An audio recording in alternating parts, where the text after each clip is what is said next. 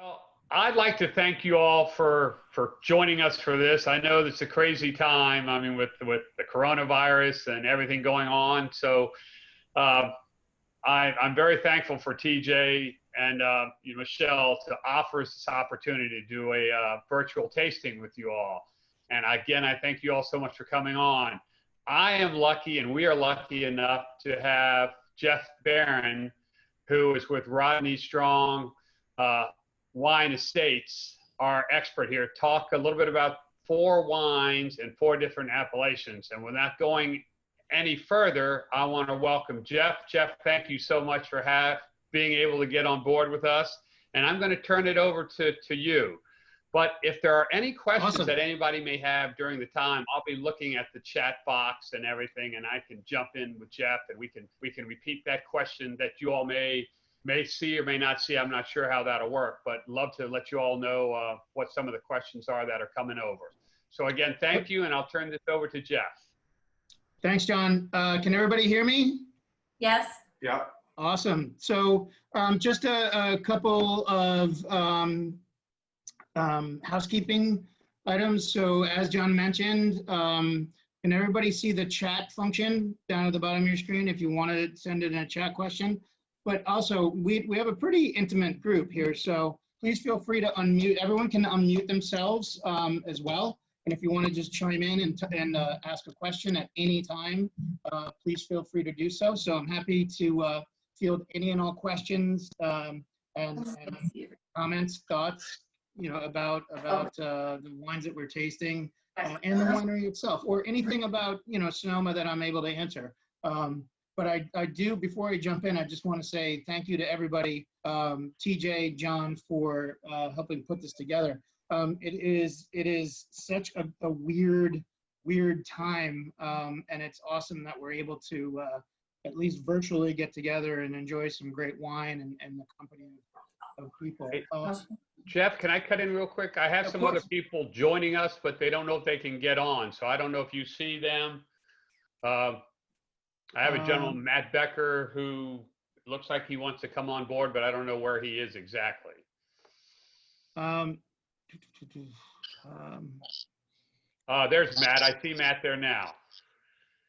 How you doing? There he is. Hey, Matt. Okay. All right. So I think without further ado, Jeff, I'm going to, Matt, you missed the introduction. I'm sorry, but it was an excellent job I did, I do have to say. As always, John, you're always a great introducer. But anyway, so I'm with Rodney Strong Wine Estates, as John mentioned, and we are a Sonoma County-based winery which has 3 properties in our portfolio.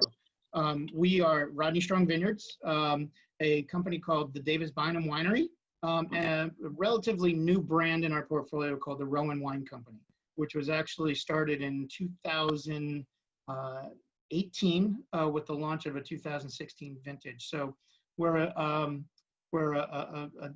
big boutique winery, as we like to think of ourselves. A little bit of history about Rodney Strong. We are, as I mentioned, we're a family-owned winery. We were started in 1959 by Rodney Strong, who actually was a professional ballet dancer. And when he retired with his wife, her name was Charlotte, they moved out to Sonoma County and started the 13th bonded winery in Sonoma County in 1959. We are still family-owned. We were purchased by the Klein family, which has its history in Central Valley farming. We were purchased by them in 1989, and we are still family-owned to this day. We farm 14 estate vineyards that we're going to talk a little bit about tonight throughout Sonoma County as we discuss the appellation or the AVAs and the appellations in Sonoma County.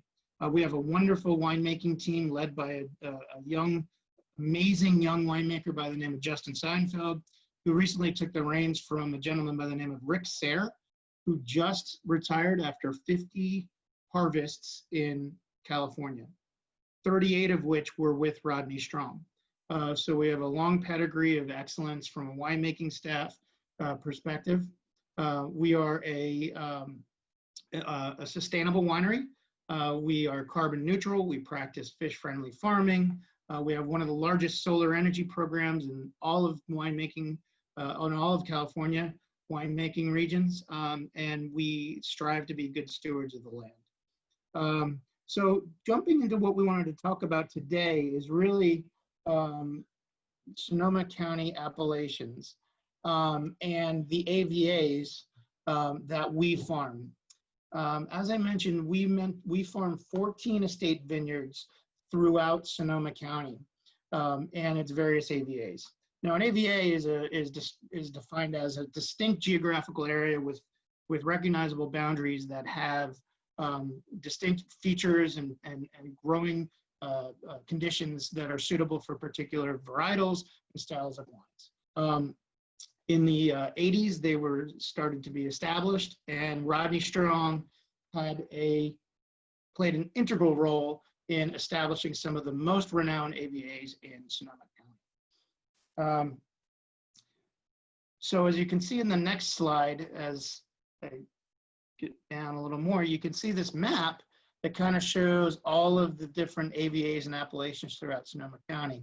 If you could see my cursor here, we're here, the winery is here in Hildburg, and we have estate vineyard sites throughout all of Sonoma County, including Russian River, Sonoma Coast, Knights Valley, Alexander Valley, Chalk Hill, Russian River, which we're going to talk about today. So we strive to produce wines from the right regions that reflect the best growing conditions for that particular varietal. As I mentioned, we have 14 estate vineyards and about 1,100 acres here. So any questions before we continue and jump into the first area that we're going to talk about? As I mentioned before, if you do have any questions, feel free to use the chat feature, or just unmute yourself and fire away. So the first area that we're going to talk about, and the first wine that we're going to taste, and hopefully everybody has some Chalk Hill Chardonnay from Rodney Strong to be able to taste with us. The first area that we're going to talk about is Chalk Hill. Chalk Hill is a beautiful AVA that is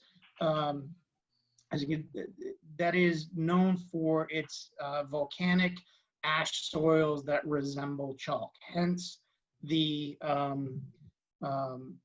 name. And Rodney Strong was the first to plant Chardonnay, which is one of the varietals that truly thrives in Chalk Hill in 1965. Chalk Hill has 1,500 acres under vine. We at Rodney Strong have 2 specific vineyard sites and 88 total acres that we farm predominantly to Chardonnay. We do have a little Pinot Noir there, but it is predominantly Chardonnay. So the first wine that we're going to talk about from Chalk Hill is our 2017 Chalk Hill Chardonnay. So a little bit about this varietal or this wine that we're tasting first is it is 100% Chardonnay. And it is, from a winemaking perspective, it is barrel fermented. It goes through the secondary malolactic fermentation, which allows that malic acid to convert into the creamy lactic acid, which gives it that nice, rich mouthfeel. And it does go through bâtonnage which allows for the wine to be integrated with the yeast cells to provide a beautiful kind of rich yeasty note to the wine. 4 days later, and it's soon. Is there a question? No, I don't think so, Jeff. Oh, okay, no. So as I mentioned, this does go through barrel fermentation, then barrel aging. It does see 12 months of barrel aging in French oak. We generally use about 65 new oak to 35% used oak. So the oak influence in all of our wines is not necessarily overbearing, but it just adds the right amount of balance and structure to all of the wines in our portfolio. I find this wine to be beautiful, elegant. It has the classic kind of green apple, lemon notes of the Chardonnay varietal. It does have a touch of flintiness and a beautiful, rich, creamy mouthfeel. And I think it is just elegant, and it is just a beautiful Chardonnay. So hopefully everyone has an opportunity to try our Chalk Hill Chardonnay, and love to get some feedback.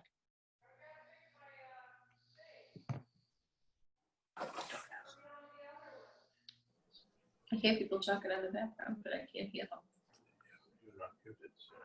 I know. I think it's so easy to drink, and I think it would pair. I mean, with a lot of things. Do you have what it would pair well with, Jeff? What you would recommend something like this Chardonnay with? Absolutely. I mean, this is a great wine to pair with, kind of a soft cheeses, brie, baked brie, that kind of thing. Fresh crab cakes, pork loin, grilled chicken.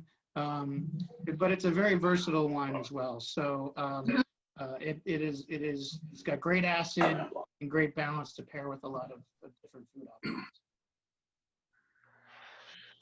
I see one group That's is out there on their Chalk Hill patio. I wish Chardonnay. I was on my patio. I know, right? Oh, see, we can see them all. I'd be on my patio, but because our kids are in distance learning, they're all But that's outside, and it would be a little That's very- chaotic.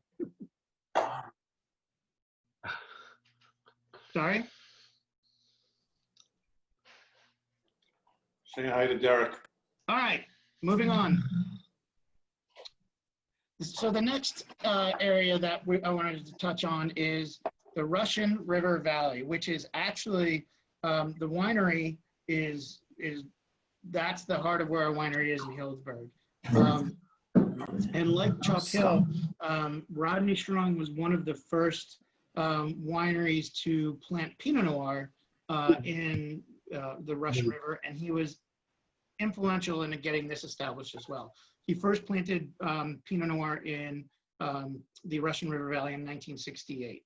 So what causes the Russian River to be a unique region for growing Burgundian varietals like Chardonnay and Pinot Noir, which we farm 3 vineyard sites, is that the confluence to the Pacific Ocean and the cooling effects of that proximity, as you can see in the 3rd bullet point, is the nighttime temperature drops 30 to 40 degrees. So you get warm days for great ripening, but you get a nice cool down from the fog influence of the San Pablo Bay, which allows for an elongated growing season, which allows for great ripening, but the cooling effect of the proximity to the ocean and the river allows for that maintenance of great acidity. Like Chalk Hill, our Russian River Pinot Noir is a wine that truly reflects the varietal and what that varietal should taste like. That is truly our winemaking team's main goal, is to be true to the varietal. So all the wines that we're tasting here are driven by the main varietal with a little bit of blending in the cabs. But this wine here that we're tasting, our Russian River Pinot Noir, is 100% Pinot Noir.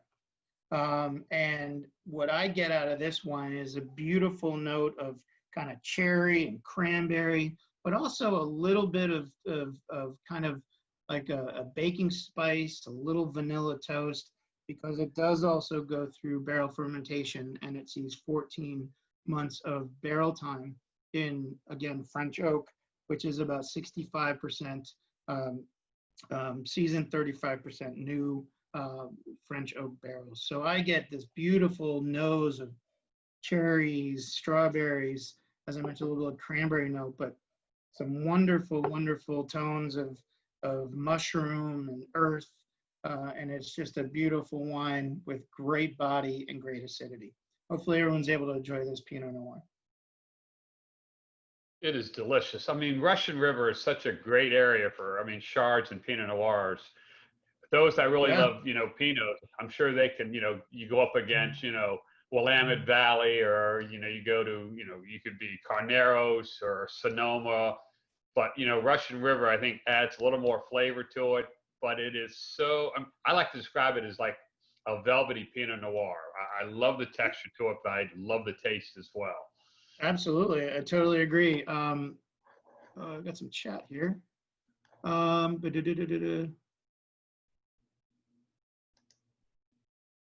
remind you know, the question, there's something to shoot for. Next one is lovely, lovely Pinot. Thank you, Janet Beal. Thank you so much. Yeah, like we are really proud of the work that our winemakers are doing, and we've recently kind of realigned our winemaking responsibilities, where Justin, our director of winemaking now, has traditionally made all of our Bordeaux varietals. He is making all of our Cabernet and our Bordeaux blends, whereas another winemaker on our team, Greg Morthole, who has traditionally made our Davis Bynum wines, which are Chardonnay and Pinot Noir, he has access now to all of our Chardonnay and all of our Pinot Noir vineyard sites. And he is just really just knocking it out of the park with Russian River Pinot and our Davis Bynum Pinot, and then some different beautiful clones and single vineyard Pinots that he's working with. So really being able to focus on that, you know, that Burgundian focus and sourcing in all of our sites in the Russian River has really allowed him a lot of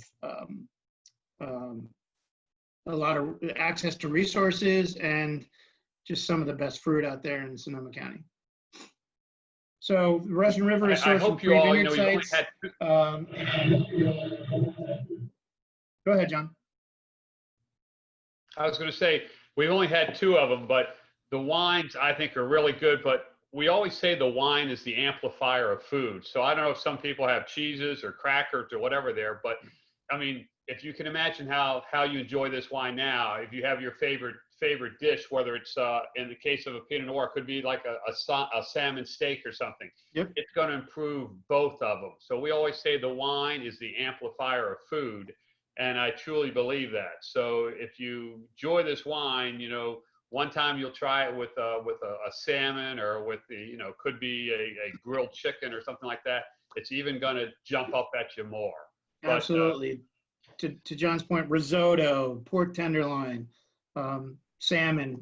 Salmon and Pinot are kind of a match made in heaven. So beautiful wine, and again, the fresh acidity really lends itself to a lot of great food. I will add one thing. I was doing one of these earlier, and the gentleman said I could probably could charge a little bit more, and I go, well, I don't want to charge him. But why do you say that? He goes, well, I don't have to take an Uber home, so I'm already home, so I can drink my wine and I'm safely at home. I said, that's a good point. That's a good point. I want somebody to serve me food. Oh, I know. Is that an invitation for us to come over to your place? You can come anytime. Yes. Come on over. We got Denise, thank you. I heard that anytime. I've got that recorded. We did a grilled shrimp with a garlic risotto. Oh, my goodness. It was very good. I'll be right over. and the wine is very good as well. Wine is excellent. I'll be right over. All right, so moving on, let's get into Cabernet. So our next region is the Alexander Valley, and this is really our bread and butter. With Rodney Strong, any given year, we have about 21 to 23 different offerings in our portfolio. In between 8 and 10 of them are a Cabernet-based wine. And a lot of the fruit that we use comes from the Alexander Valley. And the Alexander Valley is a truly beautiful place to grow Cabernet. As you can see, it's about 25 miles long, south to north. It's only about 7 miles wide. And it's this little pocket of warm air that you can see in the second bullet point. There's the combination of enough heat to allow good Cabernet to really ripen, but again, it gets some cooling influence from the fog that allows it to maintain some freshness and acidity and maintain a long growing season. In the Alexander Valley, Cabernet is the most widely planted variety. We have 3 vineyard sites in the Alexander Valley. 3 vineyards. One is called Alexander Crown, from which we produced the first single vineyard Cabernet in Sonoma County in 1974. The second vineyard, as you move about 8 miles north, is called Rockaway, which is where we plant all of our Bordeaux varietals to make our Meritage, called Symmetry. So we have our Cab Franc, Malbec, Deep Verdot, and Merlot. And the northernmost vineyard site is called Brothers. So beautiful vineyard sites. All of them have their unique flavor profiles, driven mostly by their location in the vineyard and their relative elevation and exposure to UV. So their northernmost site, which is above the fog line, gets really extended exposure. So you get really thick skins, rich colors, great extraction of tannin, but they're beautiful, beautiful vineyards that produce great Cabernet. So the Alexander Valley Cabernet is sourced from all 3 of these vineyard sites. Keep in mind, we also do produce single vineyard bottlings from these vineyard sites in the vintages that merit that bottling. And then we do bottle our Symmetry, our Reserve Cab, and then the middle of the vineyards is where the fruit from, is where we source the fruit for our Alexander Valley Cabernet. And this truly is a beautiful representation of Cabernet. So hopefully you're able to enjoy it. And from a value perspective, I'd put it up against anybody in the region. And it is just truly a beautiful wine. A little bit about the blend.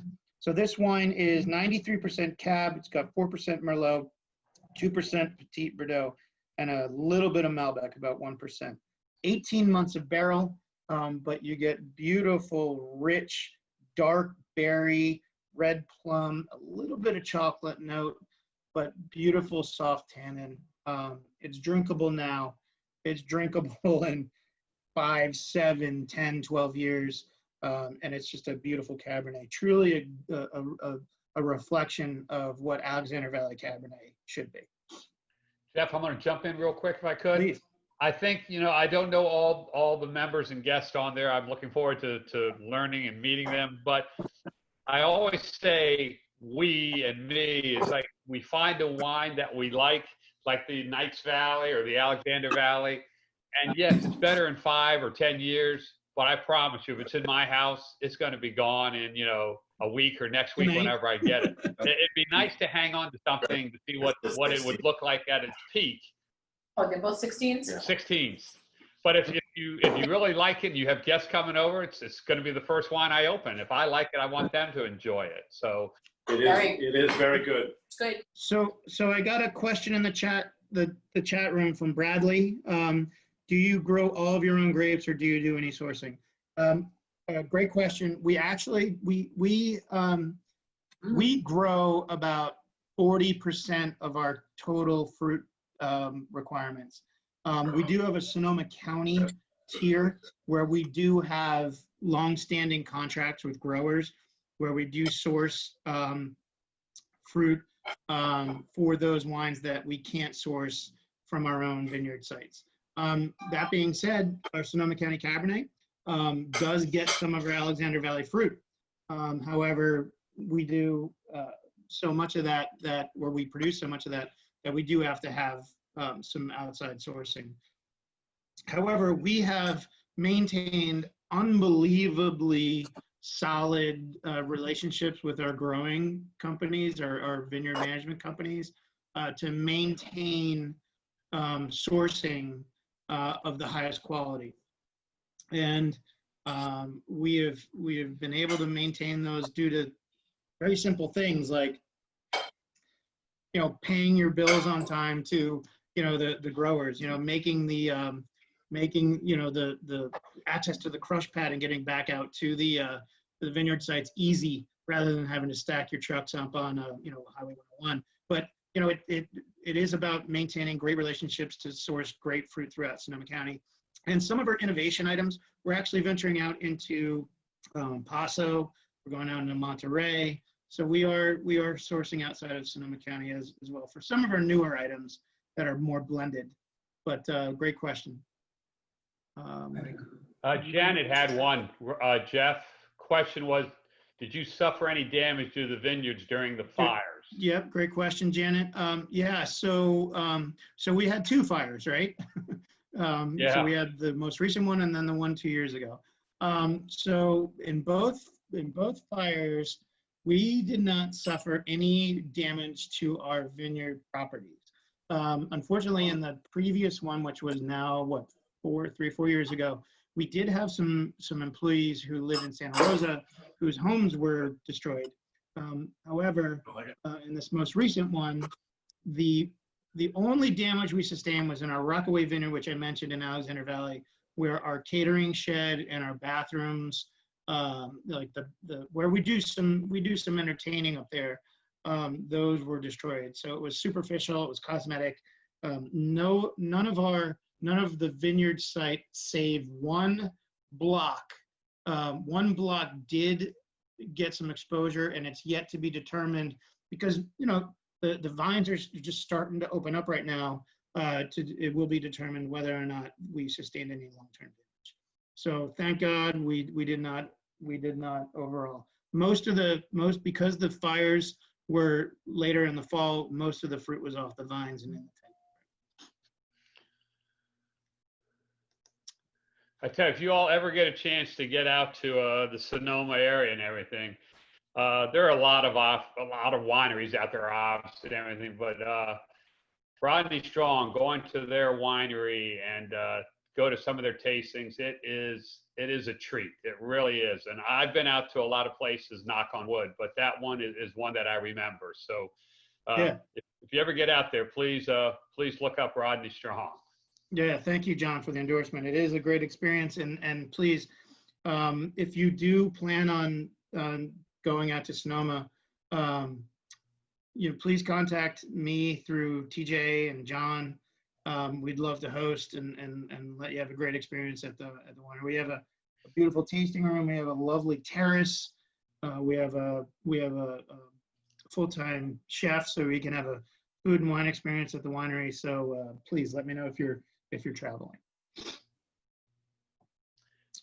And one more thing. So real quick, Alexander Valley, it's tough to move on from that, John. Does everybody sees me at Megan? I don't know if they do or not. I'm John, so I just want to say hi, and I don't know if they see me as Megan or not, but I hope to see you out there at the club once everything is, well, whatever the new norm will be anyway. Okay, now I'll be quiet, Jeff. No, please stop. So Knights Valley, this is an interesting wine. So I mentioned we're a family-owned company, right? And the story about Knights Valley is a true reflection of what that allows us. It allows us a lot of flexibility and a lot of agility, if you will. So a very quick anecdotal story. So we have a viticultural team, and it's led by a gentleman by the name of Ryan Decker. And about 5-6 years ago, he came into a situation where we had access to buy fruit from Knights Valley. We don't own property in Knights Valley, we buy fruit. So so he sight unseen signed the contract, said, yes, we're buying it. And our owner, Tom Klein, happened to be in the office the next Monday or whatever, Tuesday, a few days after. And he said, I'm going to give Ryan a little bit of heat on this. And he was like, Decker, come on into come into my office. He's like, what's this I hear about you just buying this fruit from Knights Valley without, consulting the management team? And Ryan was kind of stewing, and he was like, oh, geez, did I make a mistake? And like, you let him stew for about a minute or so. He said, I'm just joking. If you didn't sign that contract, it would have been a fireable offense. But what the point is that, being family owned and allowing our winemaking team and our viticultural team to really make the best decisions on behalf of the winery led us to be able to make this Knights Valley Cabernet. So Knights is it's an AVA that is kind of nestled between Alexander Valley and the Mayacamas, east of Alexander Valley, so it buttresses up against Napa. So it is the warmest appellation in Sonoma County. It's about 2,000 acres of vineyards, only 2 wineries. Not a lot of wineries that function out of Knights, but there are a lot of there's some labels that make some great Knights Valley Cabernet. And we happen to be able to buy fruit to make 18,000 cases of Knights Valley Cabernet a year. We can't make any more, and we don't want to make any less because we love it. And this Knights is just a great kind of juxtaposition to Alexander Valley Cabernet, because while it's similar, it does have a couple different notes that kind of, showcase the little bit of extra heat that the Knights Valley AVA throws into the development of the Cabernet versus Alexander Valley Cabernet. So where you might get a little milk chocolate and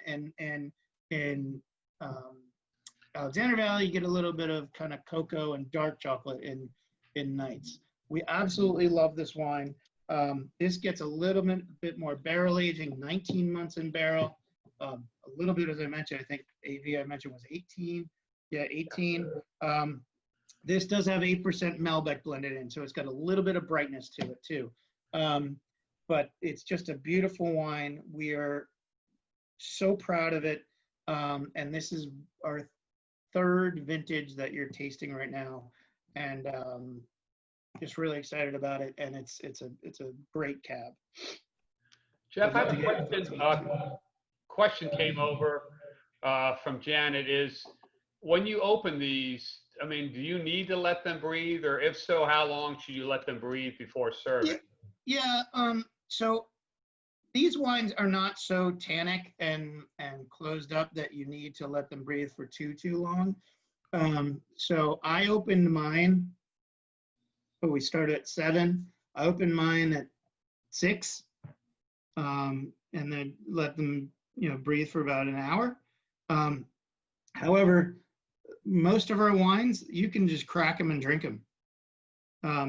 That being said, our reserve cab or single vineyards, definitely would want them to, if you can, decant them. If not, let them breathe a little bit. But like I said, I opened these up just because they were there, and I was like, let's open these up. But I'd be totally happy to open them up and drink them right away. You didn't start opening them up until what time? I opened mine at 6 o'clock. I opened mine at 12 in the afternoon and started drinking. I had to go out and get new bottles. No. That's why you had so much trouble getting on the Zoom, John. Yeah. But I will say, if I may, is this one of the special things about this, and Jeff was saying it, you can open it up and have it, and because the tannins are very smooth tannins to this wine, but they will last, 5 to 10 years down the road as well. So, great point, John. So Bradley asked, so Janet, did I answer your question enough? Did you suffer any damage? How long should you let these Cabernets breathe? And then Bradley said, how do you determine the amount of time in the barrel? Is longer always better? So that is probably a better question for our winemaking team. However, so the barrel aging is really to, it allows the tannins to settle down. So as you could see, our Pinot was 14 months, Cabernets are 18 and 19. Our single vineyards, which have much more tannin just naturally, see about 22 to 24 months in barrel. So it's about the different grape and the amount of tannins extracted from the skin type and the style of wine you want to release. It's not always better. It's about what's right for the varietal. And would that depend, because this is also a question for you, Jeff, would that depend on whether it's 2 years old or a 4-year-old barrel also? or not necessarily?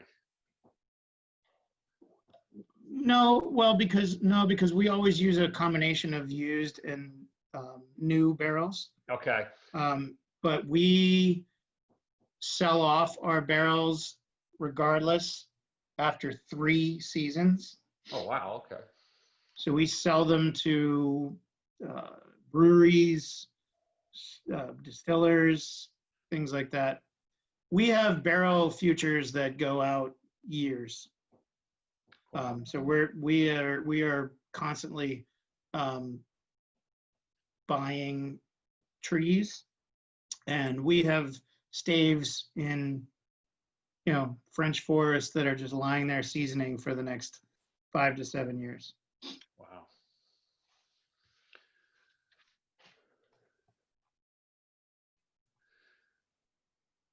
So that's nights. It's delicious. I haven't had nights in a while. It is really good. But what's so interesting and what's so great about wines is I could ask this group here, and maybe half would like the Nights and the other half would like Alexander Valley. It's a great point. It's up to what your style is. That's what makes it so good about the wine. It's a subjective product. You always get that, what should I eat, red wine with meat and white wine with fish? No, if you want red wine with your halibut, have red wine, whatever works. That is just the olden ways was like white wine with seafood, red wine with beef, but it's changed. It's changed a lot, also because, what sauces you put on your entree or something like that. It's really neat when you do a tasting like that and you're having, for example, shrimp, and then you have, you have it with a hollandaise sauce, and you pair it with a Pinot Noir, and you go, wow, all this stuff pairs extremely well together. It's my favorite pairing. You may think like, God, that shouldn't even be together, that pairing. But again, everything's individual. So, great point. Anybody want to jump in on, did they prefer the Nights Valley or do they prefer the Alexander? And we're not the winemaker, so it will not offend us. It wouldn't, and it wouldn't offend the winemakers. I like the Nights Valley. I really do. Yeah, Nights is really special. Like I said, I haven't had it in a while. I like them both. Nights is probably the favorite. Awesome. We get it with. Good. With lamb chops. We paired it with lamb chops. It was excellent. Oh my goodness. Oh, man. I'm at the wrong house tonight.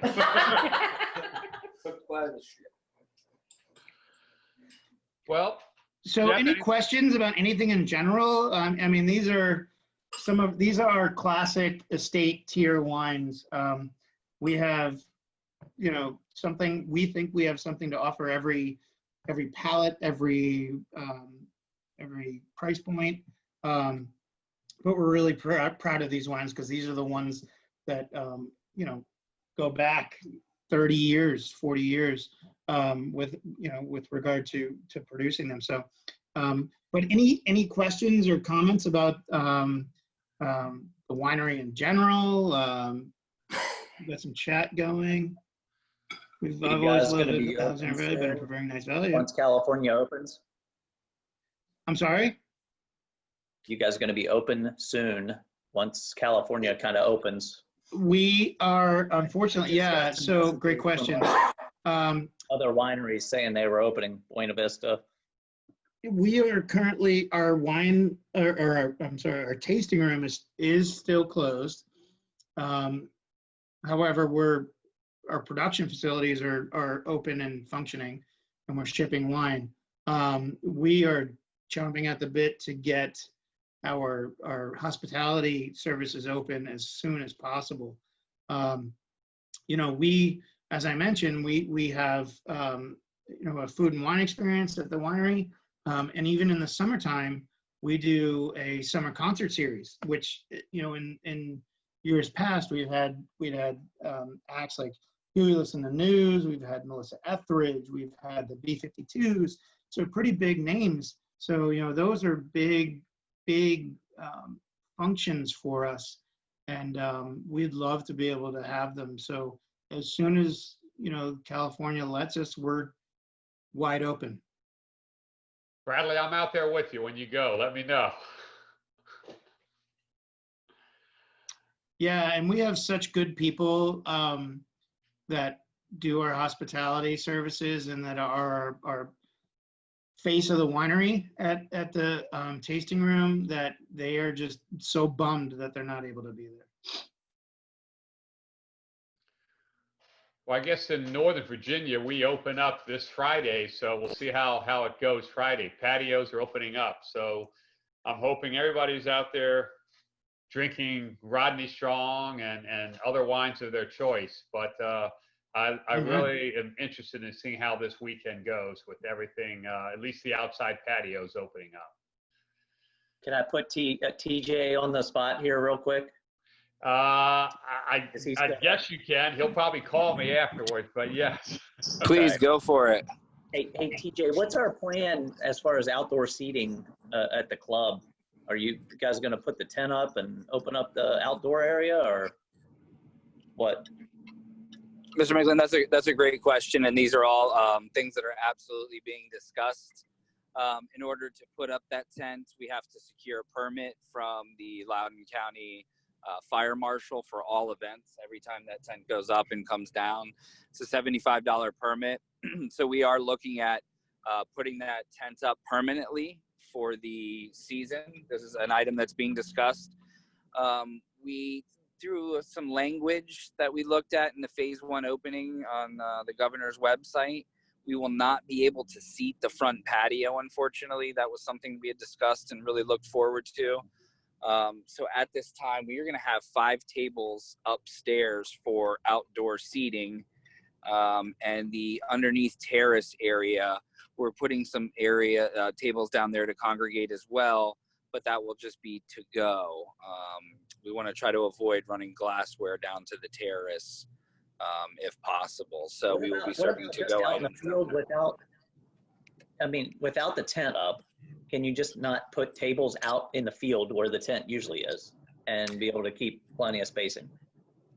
That's a great question, and something that we have discussed as well is just putting out banquet tables up there and setting those up daily, kind of based on the weather and levels of business that we've seen in the past. Yeah. These are things that we're going to discuss Thursday morning and then really kind of make a decision on Friday.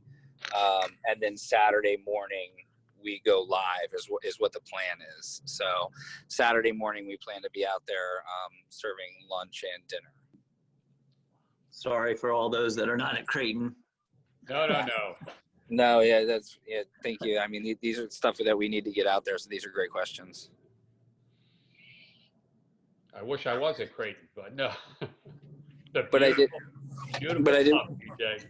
Absolutely. Well, I did have the microphone. I wanted to thank everyone for their time tonight, and importantly remind them that if they missed the opportunity to order this wine is available currently at Creighton Farms and Renaissance and Willow Bend. So if any of the members out there need to reach out there, the prospective people in charge, whether it be Craig or Emily or myself, if this wine has intrigued you, please reach out and let us know, because we have it and it will be on the wine list when we do reopen. Well, I want to thank TJ again. Thank you for the opportunity. I look forward to working with you during this crazy time, and who knows what the norm will be afterwards. And Jeff, thank you so much. But most important, for the guests and members that come on and join this, I really, really appreciate it. And if there's any questions you have, you can always get with TJ, and he can reach out to me if he doesn't have the answer, and I will reach out to Jeff if I don't have the answer. But Denise, I look forward to this next virtual tasting at your house with the food you're preparing. That's Denise, you're making me hungry. Yes. You're all welcome anytime. I love that. Well, I mean, if anybody, I'll hang on for a little bit more, but if everybody, any questions, unmute yourself and say hi to everybody. And if you have, I think there's 2 more questions in the chat box, Jeff. I don't unless they were covered already. We roasted a chicken for dinner. Which one would you choose? Jeff? I roasted chicken. I would do Pinot or Chalk Hill, but like I said, any one of them would be awesome. But I think Pinot Noir or the Chalk Hill Chardonnay. Yeah, if you like white wine, I would have gone with the Chalk Hill Chardonnay, and if you're more of a red wine, I would have gone with the Russian River Pinot. Or it's always so fun. This is fun, and I try to do these at dinners and tastings. Is if you have both of them, try it with the Chardonnay. Hey, that's really good, and then try it with next bite. Try it with your Pinot Noir and see what you think. You'll like one or the other, I'm sure, but they both go well with that course. Agreed. Thank you, Megan. Really appreciate your efforts there. Just kidding, John.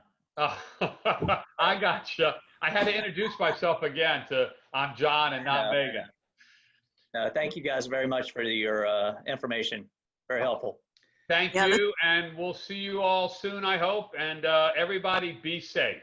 Yeah, I just want to say on behalf of Rodney Strong, thank you all for your time tonight and the support of the winery, and hopefully you continue to enjoy Rodney Strong, but wine in general, and good food and good friends. So you know what we didn't do? Let's just cheer to this evening. Cheers, everybody. Cheers. Thank you all. Thank you, everybody. This was wonderful. good night, everybody.